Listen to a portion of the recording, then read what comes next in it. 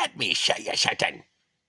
All right, today we're going to go over a code I had on my 2012 Chevy Volt. I had a C1225 code on my Chevy Volt, and I'm going to have some JPEGs I'm going to post on this video to show you the code reader I have is this little, I don't know if you can see it.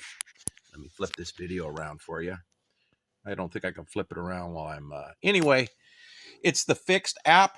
You can buy the little reader. It's an ODB2, something like that reader that you plug into your car, and it'll give you your codes from the engine or from the codes that it throws. And it was a C1225.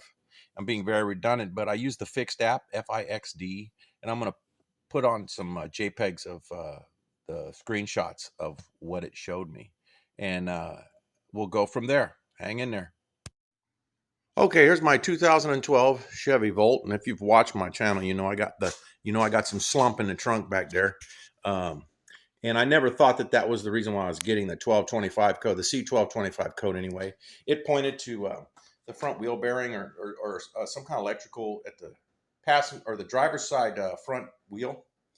So step number one is you want to loosen these lug nuts. Don't take them off, just loosen them a little bit. Just break the torque on them. Get them a little loose so you can get them off after you jack the car up. But also, when I pop one of these lug nuts off, I'm going to show you. I'll leave the company's name out of it. I don't want to get in trouble. But I'll show you what these damn guys did to my lug nuts, because they probably put the wrong socket on there.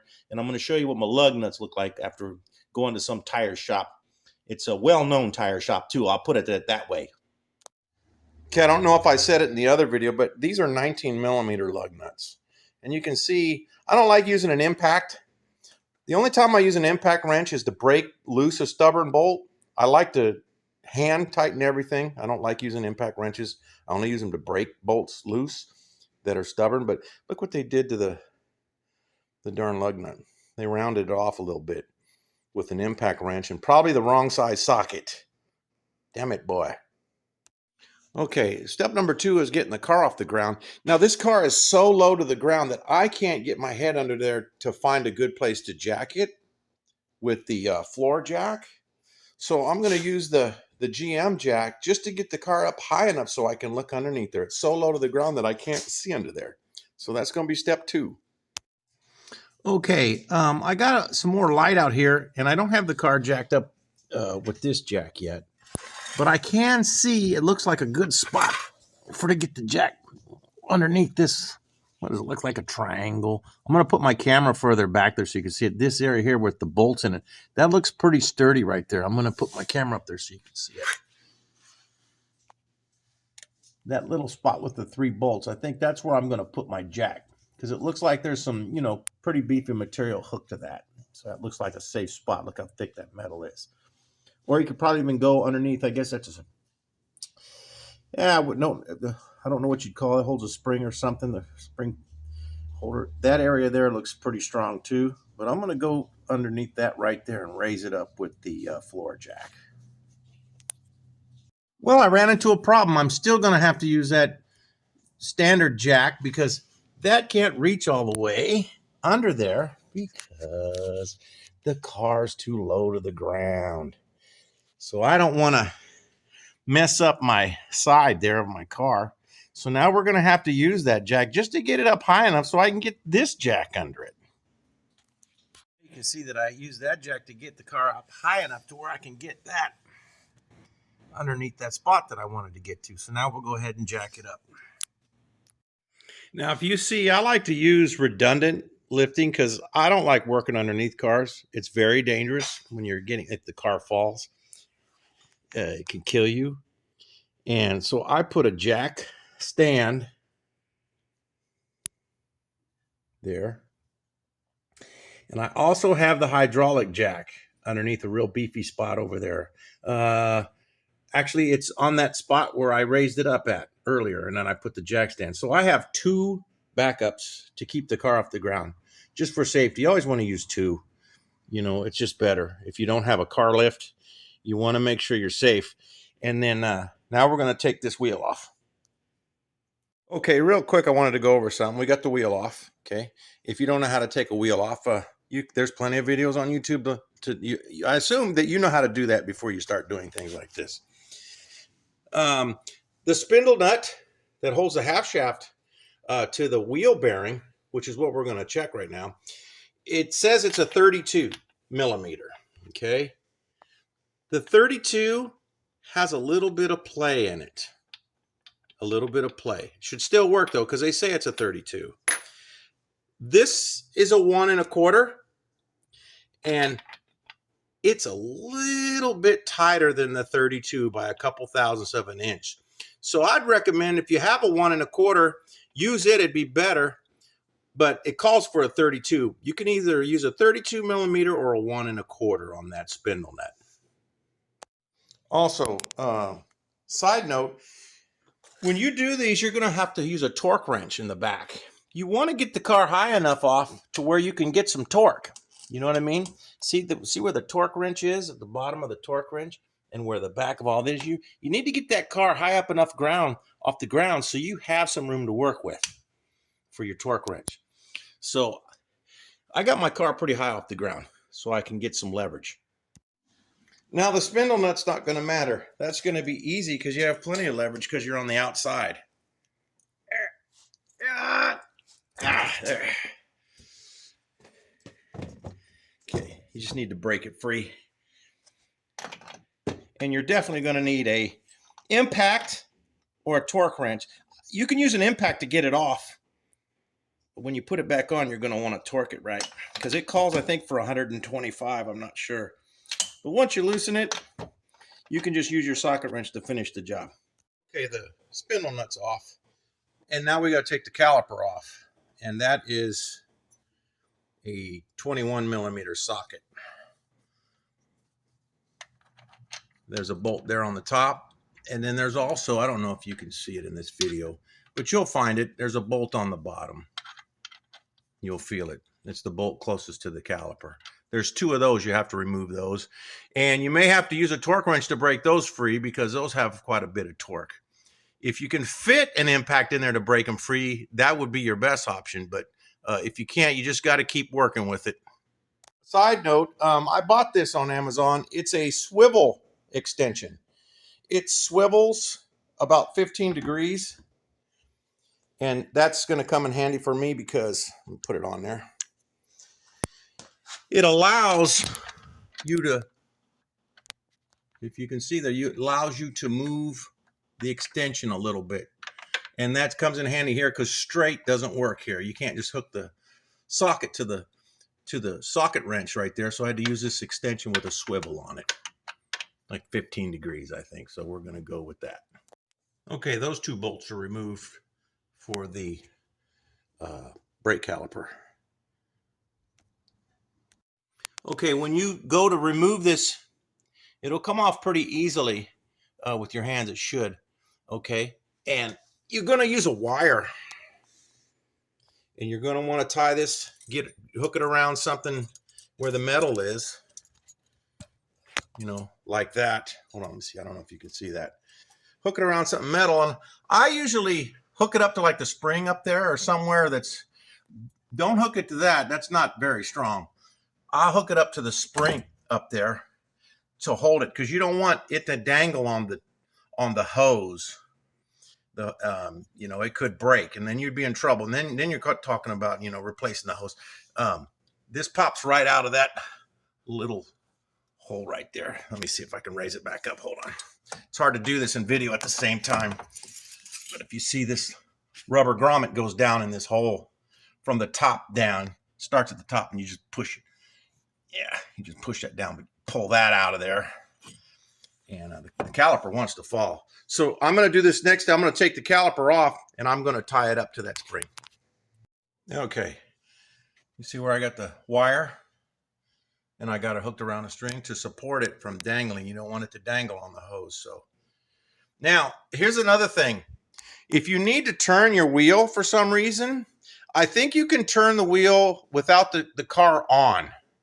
The only way to turn this car on is what? You have to push your foot up. You got to put your foot on the brake before the car will turn on for your power steering to be able to turn that. So you can work, if you want to turn it a certain direction to work on it.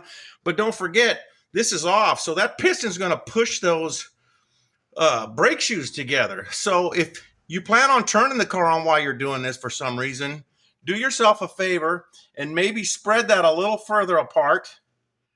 There's videos on YouTube on how to spread those apart with 2 pieces of wood. You put 2 pieces of wood down in that gap. Let's see if you can see it. And then you push and pull in opposite directions and it'll push the piston. I would open it up a little bit more and then measure out and put yourself a block of wood in there so so the brake shoes don't come together. There's the piston right there. You don't want those brake shoes to move because then you're going to have to back them off to get it back around the rotor. So if you plan on turning the car on, before you do that, put something in between those brake shoes to keep them from going too far forward. I did that, and it just a little bit of extra work that you don't need. Okay, there's one more screw you got to remove before you can get the rotor off, and that's this little screw here. Forgive me for what size Torx that is. Let me see, get some light in there. I forgot what size that is. I don't know if you won't be able to see it. This phone won't pick up on the size, and I can't see it. But anyway, I believe it's called a Torx, and I put that in there. And it's usually not too tight. If it's too tight, you might have to put a socket wrench on there, but I don't think this would. Yeah, okay. I think that's just a safety feature in case something gets loose that the rotor doesn't come flying off. But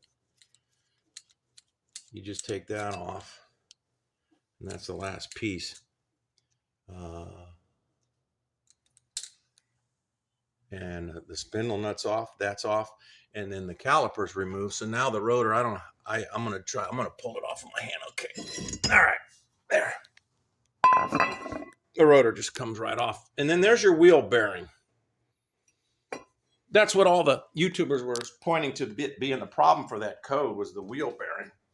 So now we have access to the wheel bearing. And you can see, let me get my flashlight or my light. There's your sensor. That's what's throwing the code. I think that, let me see what socket size that is. It's either an 8 or a 10. And you unloosen that and your sensor goes down in this hole. And I'll do that and then I'll come back. Okay, I broke it loose. It's a 10 millimeter.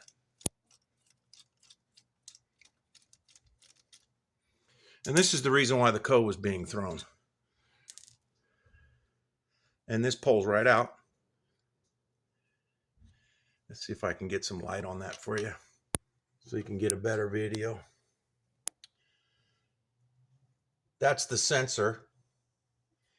And it could be that just it's dirty inside there.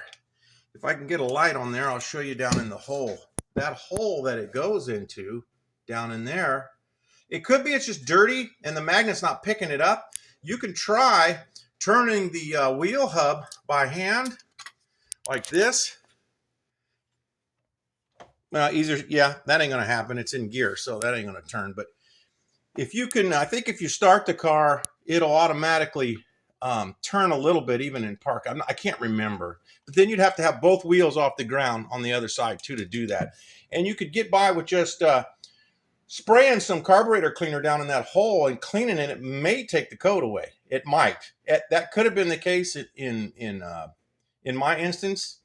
But when I did take the wheel bearing off, there was a broken washer all up on the magnet. So that could have been the issue too. But it was dirty and corroded around the wheel bearing. And I just cleaned it and put it back on and the code went away. So you might be able to get by just flushing some carburetor cleaner down there, but you'd have to have the wheel turning at the same time. So you figure that one out. That might save you from having to take the wheel bearing off. But the next step here, we're going to take that wheel bearing off. And it's 3 bolts. And I'll tell you this, I'll tell you what the size socket is in a minute, but I'm going to show you where they're at. See where the end of the bolt comes out on that end? There's one there. And it's like a triangle. There's one there. And then there's a third one on the other side. It's in a triangle pattern, the wheel bearing. It's 3 bolts. Let me double check and see what the socket is. The socket is an 18 millimeter for those 3 bolts. And once again, I have my swivel. You're going to need that swivel and an extension to get those off because and you may even have to turn the wheel if you want to get to those different 3 bolts.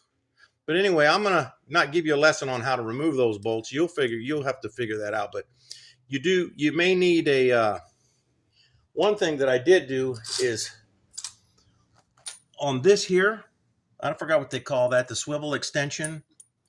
The impact wrench just tore the rivet right out of that where it hooks together for the swivel extension or the swivel. The impact wrench just broke it. It's just that so you need a good quality swivel. And I don't know if you could even use swivels with an impact. Probably, but it broke mine. Also, I picked this up at the flea market. I'm gonna stand up for a minute because I'm getting old. I picked this up at the flea market for $8, and it's like a breaker bar, but it extends and contracts. Oh, let me put the phone up here. Get this on video here. It goes up and down for when you're working, so to get more torque, more leverage, and less leverage in tight spots. So this comes in handy to have. Let me show you something. Yeah, let me get there. There's the half shaft, and then there's the wheel bearing, the 3 bolts out, and there's the half shaft. If you look around the area where the magnet is, let me put this down here. If you look where the magnet is, right here, this doesn't look too bad. And let me show you what was the problem when I had taken it apart earlier. There's a washer that goes over the half shaft, in between the half shaft and that front part, that back part of the bearing there. This was broken into pieces. Some of it had broken off and was stuck around the magnet. That could have been throwing it off too. So I probably had to remove this either way, but the bearing doesn't look that bad. So I'm just going to put it back on. But what I did do is they didn't put this on for no reason. So what I did was I ordered the part. Let me go get it. And I was waiting on that to come. And it came. That part goes, excuse me, over this right here. Let me show you the part first.